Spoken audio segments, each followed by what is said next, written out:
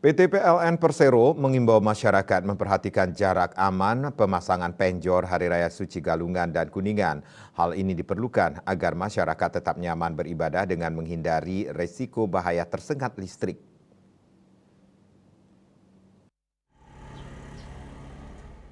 General Manager PT PLN Persero Unit Induk Distribusi UID Bali Iwayan Udayana menyampaikan, jarak aman pemasangan penjor dari jaringan listrik PLN minimal 2,5 meter.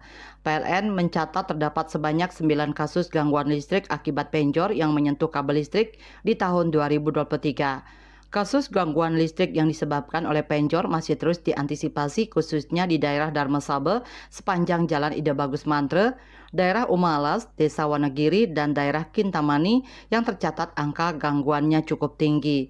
Pihaknya berharap peran serta masyarakat untuk bersama-sama menjaga jaringan listrik agar pelaksanaan Hari Raya dapat berjalan aman dan nyaman.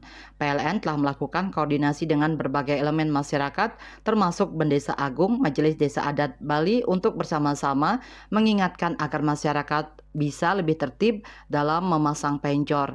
Melalui sinergi ini, pihaknya berharap masyarakat juga dapat mempersilahkan petugas dari PLN apabila harus melakukan penertiban terhadap penjor yang berisiko menyentuh jaringan listrik. Ia pun mengajak masyarakat untuk aktif melapor melalui aplikasi PLN Mobile atau call center 123 apabila menemukan potensi-potensi bahaya seperti pemasangan penjor yang membahayakan ataupun terlihat menyentuh jaringan listrik PLN.